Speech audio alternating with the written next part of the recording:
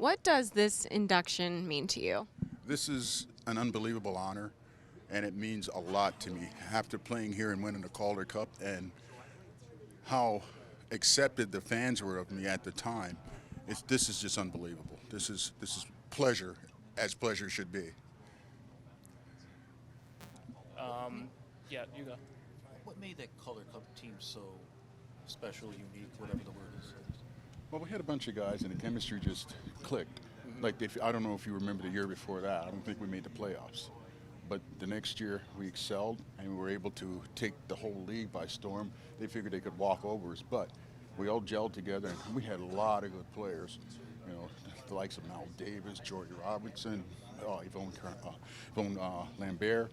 So we had a team that had the talent in that. It was just a matter of getting it all to mesh together. And with a coach like Mike, you know, he were able to get that all done. Him and AJ did a fine job. At that point in time, they were the first coaches to introduce the European style of hockey to North America. I don't know if a lot of people are aware of that, but that's what we learned, and that he went on to teach that to other teams as well. And as you see with the teams now in the National League, they're all doing it. You know, they've got that sweeping, moving type of hockey game that just always motion, and that's how it has to be. A little less hitting, but still. You mentioned the fans of Rochester being so welcoming, accepting. What was that like for you to have that here in Rochester? Oh, it was great. You know, I go on the road and get beat right down more or less, right? You know, you got to remember we had the racial scene going on too at that time, so that was a big hurdle for me to try and get over, as well as keep my game going. So to come back home and be accepted like that, it was just wonderful. What have these last few years been like for you since the book came out? How have things changed? People?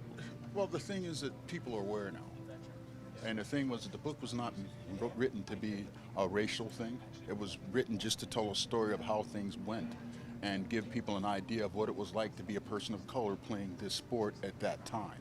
You know, things have since changed. I can remember going to rinks and there'd be people coming into the rinks dressed in KKK outfits, sitting right there in the front row and sat there for the whole game.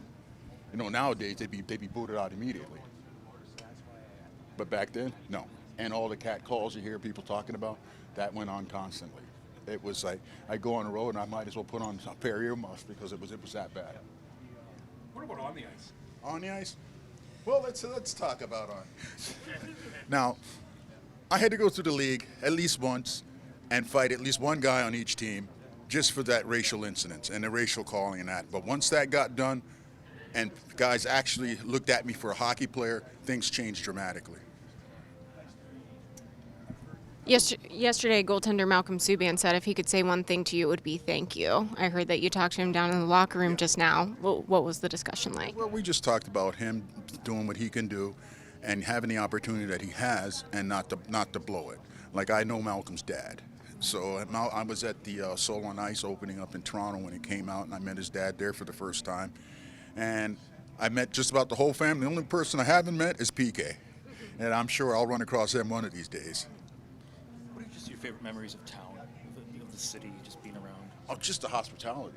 Like, everywhere we went, people welcomed us. It was, oh, here come the Amherst. Come on, let them in there. You know, we'd sit there, and what we would do, since we knew that a lot of people followed the team, we'd pick a different spot each night for the team to go to so that we could drum up business for that establishment, which is what I hope the team of now is doing. I don't know if they go out anymore. No, well, they're too busy doing this, really. You know? How were book sales? The book sales went pretty good. I can't, you know what, and every Black History Month, we get a surge.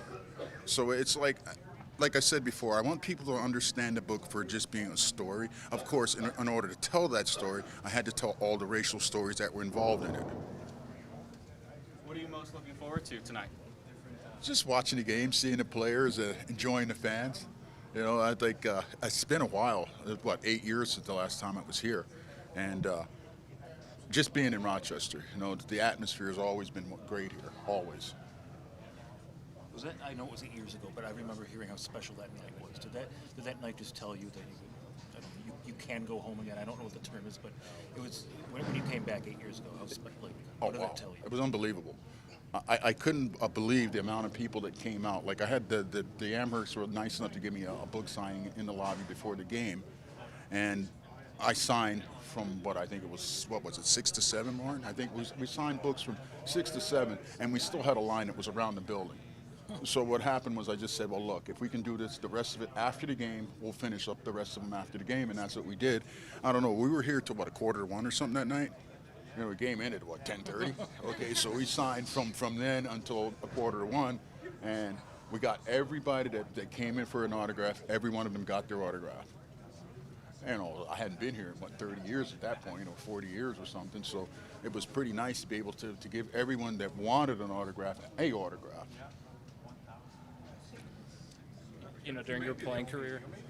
Player that's ever had a book written by a federal judge. Yeah, that's true. That's true. Yeah, we worked on it pretty hard. John is a great guy. John's from down east, Long Island, and his researching abilities are just unbelievable. Like, we were able to find guys I thought I'd never see or hear from again, and we wanted to make sure that every story that we told in that book was true. So we found 3 guys that were on the scene when it happened to make sure, and if there were any changes to be made, we made the adjustments. In your playing career, is being inducted into the Amerks Hall something you even thought of back then? No, I didn't even think of it now until they actually called me and let me know that it was happening. I'm just ecstatic. I don't know, hopefully I'm able to talk when I have to talk out there. I don't lose my words anywhere, right?